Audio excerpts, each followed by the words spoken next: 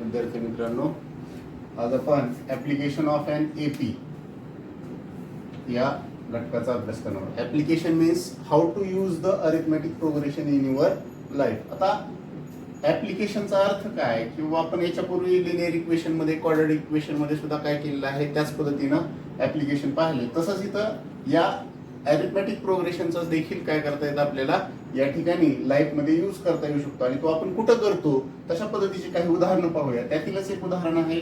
On 1st January 2016 Sanika decides to save ₹10, ₹11 on the second day, ₹12 on the third day. If she decides to save like this, then on 31st December 2016 what would be her total saving? म्हणजे काय की सानिकाने decide केलं की 1 जानेवारी 2016 त्या दिवसापासून रोज ₹10, दुसऱ्या दिवशी ₹11, तिसऱ्या दिवशी ₹12 अशा प्रकारे रोज सेव्हिंग करायची. ती सेव्हिंग 31 डिसेंबर 2016 पर्यंत करायची. तर टोटल सेव्हिंग किती झाली हे आपल्याला फाइंड आउट करायचं. तर टोटल सेव्हिंग मीन्स सम. टोटल सेव्हिंग मीन्स सम. तर टोटल सेव्हिंग काढण्यासाठी फर्स्ट ऑफ ऑल आपल्याला ह्या दिलेल्या अमाऊंट वरून एक एपी फॉर्म करावी लागेल. इथं सेव्हिंग कशी कशी केलेली आहे. सेव्हिंग पहिल्या दिवशी ₹10, दुसऱ्या दिवशी ₹11 अशा पद्धतीनं सो ऑन असं कुठपर्यंत केलेलं आहे 31 डिसेंबर पर्यंत. मग ही जी सेव्हिंग आहे या सेव्हिंग मध्ये प्रत्येक दिवसामध्ये कितीचा डिफरन्स आहे, एक दिवसाचा डिफरन्स आहे. म्हणून डी ची व्हॅल्यू 1 येणार आहे. फर्स्ट डे ची सेव्हिंग म्हणजेच अरिथमेटिक प्रोग्रेशन मधली फर्स्ट टर्म असेल ती A = 10 असेल. आता हिअर 2016 इयर दिलेला आहे. मग 2016 इयर मध्ये 1 जानेवारी 2016 पासून 31 डिसेंबर 2016 पर्यंत टोटल किती दिवस होतात, 366 दिवस होतात. मग 366 दिवस होतात म्हणजेच यांची व्हॅल्यू 366. आता आपल्याला टोटल सेव्हिंग काढायची. मग टोटल सेव्हिंग काढताना बऱ्याच जणांचं कन्फ्युजन असतं की TN वापरायचं का SN वापरायचं. आता इथं प्रश्नामध्ये काय सांगितलंय 31 December 2016 what would be means आपल्याला पूर्ण काढायची. आता याच्यामध्ये पूर्ण सेव्हिंग काढायची म्हणजेच S366. We know that the formula for SN चा फॉर्म्युला माहिती आहे आपल्याला. त्या फॉर्म्युल्यामध्ये फक्त व्हॅल्यू सबस्टिट्यूट करायच्या. सबस्टिट्यूट केल्यानंतर त्या ठिकाणी कॅल्क्युलेट करून घ्यायचं. मल्टिप्लिकेशन केलं. मल्टिप्लिकेशन काय येतं 70,455. आणि वर्डिंग मध्ये प्रॉब्लेम असल्यामुळे शेवटला काय करायचं आहे आपल्याला या ठिकाणी याचं आन्सर वर्डिंग मध्येच लिहिलं पाहिजे. Sanika's total saving in year 2016 would be ₹70,455. तर अशा पद्धतीने आपल्याला आणखीन एक उदाहरण पाहता येईल. आता या एक्झाम्पल मध्ये काय सांगितलं. A man borrows ₹8,000 and agrees to repay with a total interest of ₹1,360 in 12 monthly installments, each installment being less than preceding one by ₹40. Find the amount of first and last installment. म्हणजे काय सांगितलंय की एका माणसाने ₹8,000 घेतलेले आहेत कर्जावर आणि त्याने ते परत करण्यासाठी त्याच्यावर ₹1,360 व्याज दिलेला आहे आणि ते 12 महिन्यामध्ये काय करायचे, फेडायचे आहे.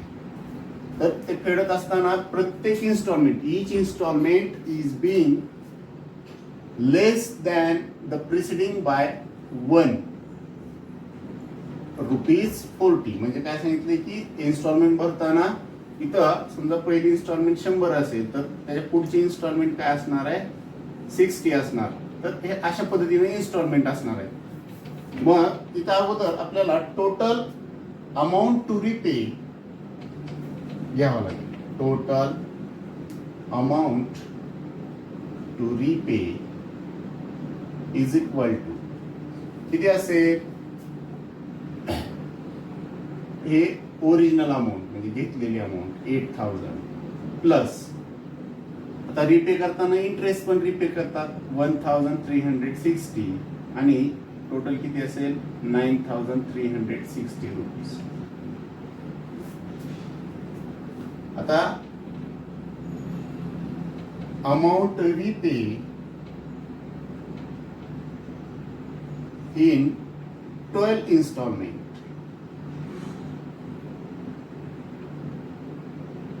That is 12 installment means काय असेल n is equal to 12.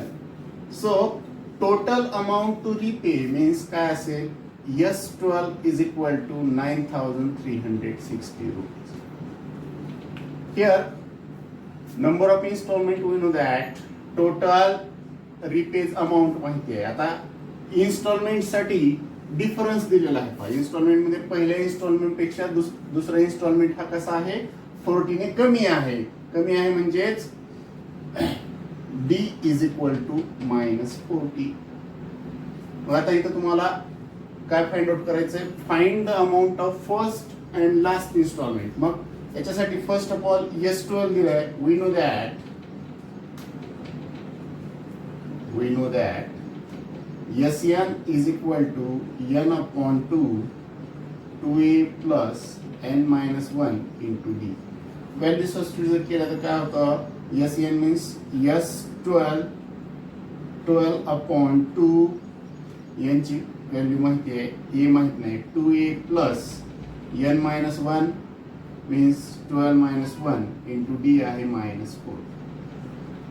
तर इथं S12 ची व्हॅल्यू आपल्याला माहिती आहे 9,360 is equal to 12 upon 2 6 2a plus 11 into -40.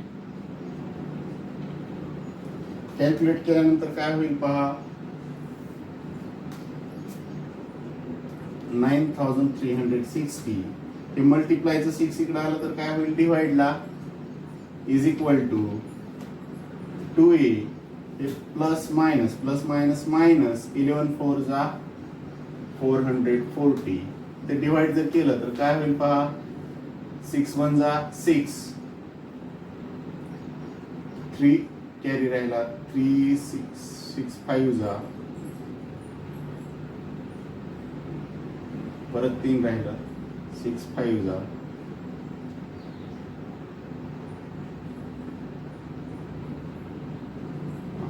6 6 and 0 is equal to 2a minus 440. हे मायनस इकडे आलं तर काय होईल प्लस मायनस इकडे आलं तर काय होईल plus 440 is equal to 2a. इथे कॅल्क्युलेट केलं तर काय होईल पहा इथं याला जर ऍडिशन केलं तर 2000 is equal to 2a. Therefore, a is equal to 2000 upon 2. Therefore, a is equal to 1000. आता a means काय? a means first installment 1000. आता आपल्याला लास्ट इन्स्टॉलमेंट काढायची म्हणजे काय? Here a is equal to 1000, d is equal to -40. n is equal to 12. मग find out करताना काय फाइंड आउट करायचं T12 is equal to किती?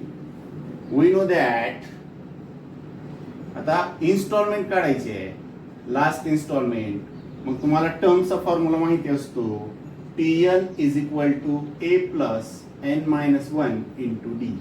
तर व्हॅल्यू सबस्टिट्यूट केली तर काय होतंय Tn च्या जागी 12 a ची व्हॅल्यू आहे 1000 प्लस n आहे 12 minus 1 into d ची व्हॅल्यू किती आहे -40.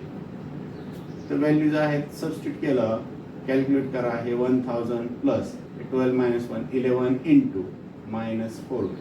कॅल्क्युलेट जर केलं तर हे 1000 हे प्लस मायनस -440.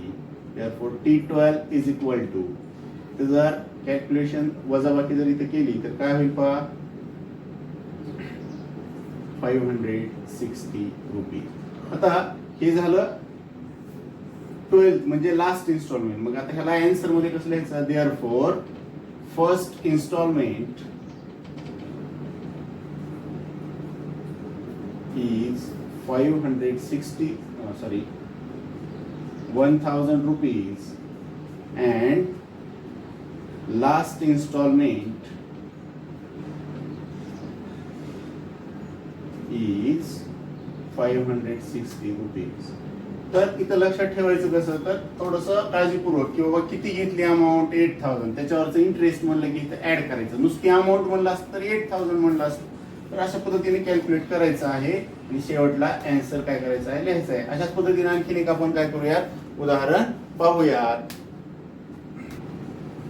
बघा आता या एक्झाम्पल मध्ये there is an auditorium with 27 rows of seats. There are 20 seats in the first row, 22 seats in the second row, 24 seats in the third row, and so on. Find the number of seats in the 15th row and also find total seats in the auditorium. म्हणजे इथं काय सांगितलंय की एक सभागृह आहे, त्या सभागृहामध्ये 27 रोज आहेत आणि त्या 27 रो मध्ये सीट्स जे आहेत ते कशा पद्धतीने आहेत, पहिल्या रो मध्ये 20 सीट्स, दुसऱ्या रो मध्ये 22, तिसऱ्या रो मध्ये 24 अशा पद्धतीनं आहे. तर 15th रो म्हणजे 15व्या रो मध्ये एकूण किती सीट्स आहेत आणि त्या ऑडिटोरियम मध्ये टोटल किती सीट्स आहेत. म्हणजे इथं काय करायचं आपल्याला, पहा 15th रो काढायचा म्हणजे T15 काढायचा आणि टोटल काढायचं म्हणजे S27 काढायचं आहे. इथं काय करायचं आहे, नाव हिअर सीट्स कशा आहेत, arrangement, seats arrangement in auditorium कसे आहे पहा. फर्स्ट रोला 20, दुसऱ्याला 22, 24 and so on. Here seats arrangement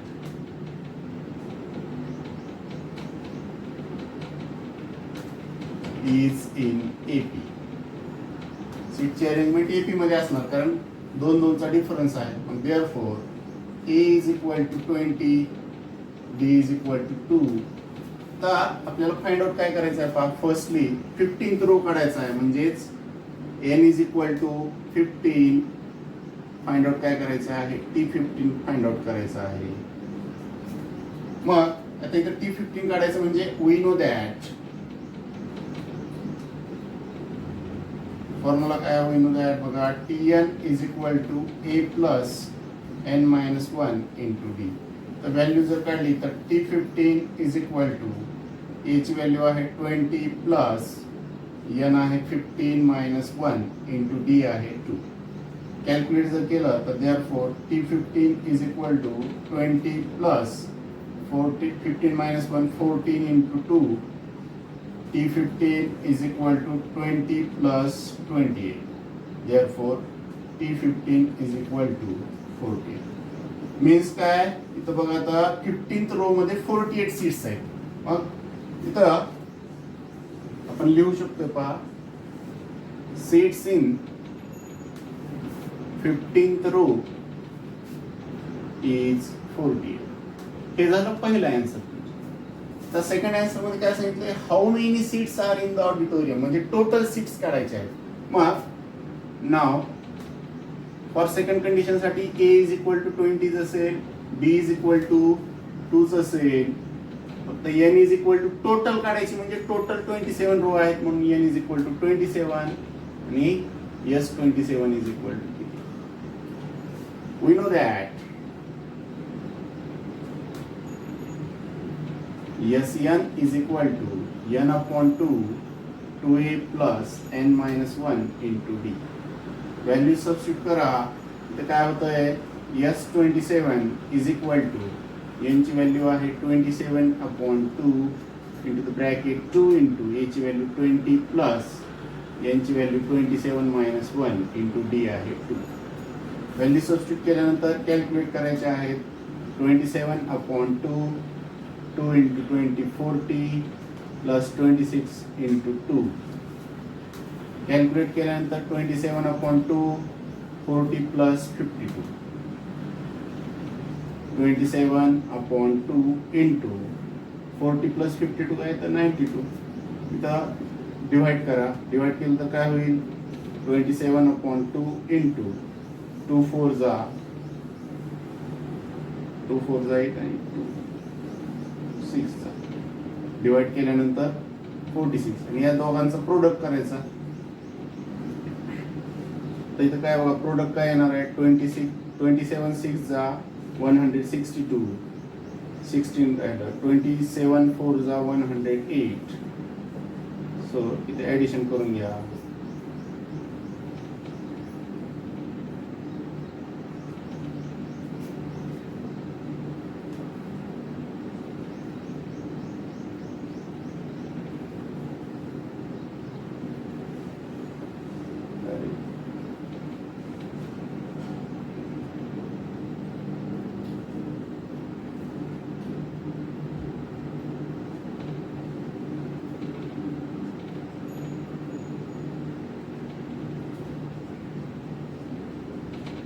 इथं बघा आता म्हणजे इथं काय सांगता येते की टोटल त्या ऑडिटोरियम मध्ये एवढ्या सीट्स आहेत म्हणून शेवटला काय करायचंय therefore seats in auditorium is 1242. आता इथं पहा शेवटला दोन्ही आन्सर एकत्र. Seats in 15th row is 48 and seats in auditorium is 1240. तर अशा पद्धतीनं फक्त लक्षात घ्या 15th row आणि टोटल याच्यामध्ये फरक आहे. त्यामुळं 15th रो म्हणलं की टी यांचं फॉर्म्युला यूज करायचं आणि टोटल म्हणलं की एस यांचं फॉर्म्युला यूज करायचं. तर अशा पद्धतीने आणखीन एक आपण उदाहरण काय करूयात पाहूयात. बघा आता या एक्झाम्पल मध्ये काय सांगितलंय Kargil's temperature was recorded in a week from Monday to Saturday. All readings were in AP. The sum of temperature of Monday and Saturday was 5 more than sum of temperatures of Tuesday and Saturday. If the temperature of Wednesday is minus 30 degree, find the temperature on other 5 days. म्हणजे इथं काय सांगितलंय की कारगिलचं आठवड्यातलं म्हणजेच Monday to सॅटरडेचं temperature record केलंय आणि ते temperature हे कसं आहे AP मध्ये आहे आणि त्याच्यामध्ये मंडे आणि सॅटरडेची सम ही कशी आहे तर ट्यूसडे आणि सॅटरडेच्या सम पेक्षा 5 डिग्रीजनी जास्त आहे. आणि इथं काय दिलेलं आहे एक कंडिशन दिली आणखी टेम्परेचर ऑफ वेन्सडे म्हणजे वेन्सडेचं टेम्परेचर -30 डिग्री असेल तर बाकीच्या 5 दिवसाचं काढायचं. आता AP मध्ये आहे म्हणजे we know that the terms in AP are let temperature from Monday to Saturday is काय असेल पहिल्या दिवशी A असेल तर दुसऱ्या दिवशी A+D A+2D A+3D A+4D A+5D अशी टेम्परेचर असतील 6 दिवसाची. त्याच्यामध्ये पहिली कंडिशन काय सांगितली पहा फ्रॉम फर्स्ट कंडिशन. पहिल्या कंडिशन मध्ये काय सांगितलंय the sum of Monday and Saturday. Sum of Monday and Saturday म्हणजे हे मंडेचं असेल आणि हे सॅटरडेचं असेल तर काय असेल A+5D इज इक्वल टू कसं आहे 5 मोर दॅन ट्यूसडे अँड सॅटरडेची सम म्हणजेच काय असेल ट्यूसडे काय A+D प्लस सॅटरडे आहे A+5D आणि 5 मोर दॅन म्हणजे +5 असेल. तर इथे जर पाहिलं तर काय होईल हे सगळे एका बाजूला घ्या. इथं काय होईल बघा A+5D हे प्लस इकडे आलं तर -A हे -D इथं -A -5D is equal to 5. इथं जर कॅल्क्युलेट जर केलं तर काय होईल, ए प्लस ए मायनस एला कॅन्सल, हे प्लस 5d मायनस 5d ला कॅन्सल, हे प्लस ए मायनस एला कॅन्सल, म्हणजे इथे शिल्लक काय राहिलं, therefore minus d is equal to 5. मग इथं मायनस आहे, इकडे प्लस आहे, म्हणजे therefore d is equal to काय असेल, मायनस 5 असेल, म्हणजे डी ची व्हॅल्यू तुम्हाला मिळेल. आता पहिली कंडिशन झाली. आता सेकंड कंडिशन मध्ये काय सांगितलेलं आहे, temperature of Wednesday's temperature of. मग फ्रॉम सेकंड कंडिशन वेन्सडेजचं टेम्परेचर, वेन्सडेज काय आहे, a plus 2d is equal to 30. आता पहा इथं डी ची व्हॅल्यू -5 आली, ती आपण इथं पुट करू शकतोय. म्हटल्यानंतर इथं काय होईल, a plus 2 into -5 is equal to 30, sorry -30. इथं काय होईल, a plus minus 10 is equal to -30, आणि -10 तिकडे गेला तर काय होणार, plus -30 plus 10, therefore a is equal to -20.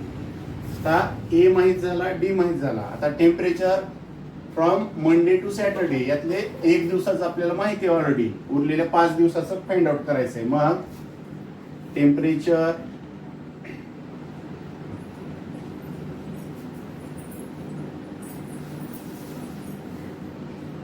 In Monday काय आहे, मंडेचं temperature a is equal to -20 degree Celsius. त्यानंतर टेम्परेचर इन ट्यूसडे काय, ए प्लस डी आहे. ए प्लस डी म्हणजेच काय असेल, -20 प्लस डी ची व्हॅल्यू आहे -5. आणि ते कॅल्क्युलेट केलं तर हे प्लस मायनस मायनस होतं, -20 आणि -5 -25 degree. Similarly temperature in Wednesday given आहे, a plus 2d is equal to 30 degree, हे गिवन आहे. Similarly temperature in Thursday, a plus 3d is equal to -20 plus 3 into -5. Calculate जर केलं तर किती येतं पाहाय, तर -20 minus plus minus -15, -20 -15 -35 degree. Similarly temperature in Friday, a plus 4d is equal to -20 plus 4 into -5. इथं काय होणार आहे, -40 degree. And in the last day temperature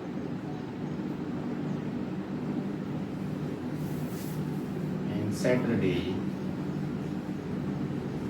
a plus 5d, a ची व्हॅल्यू आहे -20 plus 5 into -5 is equal to -45 degree. म्हणजे इथं काय, हे प्लस मायनस करून घ्यायचं. देअरफॉर टेम्परेचर, शेवटला आन्सर लिहायचं, temperature recorded from Monday to Saturday is, पहिल्या दिवशी आहे बघा -20 degree, -25 degree, -30 degree, -35 degree, -40 degree, -45 degree. तर अशा पद्धतीने हे 6 दिवसाचं टेम्परेचर आहे. तर इथं लक्षात ठेवायचं, अरिथमॅटिक प्रोग्रेशन मध्ये एकापेक्षा जास्त टर्म दिलेले असतील तर अशा पद्धतीने काय करायचे आहे, फाइंड आउट करायचे आहेत. तर अशाच पद्धतीचे आणखी उदाहरण तुम्हाला पुस्तकामध्ये मिळतील.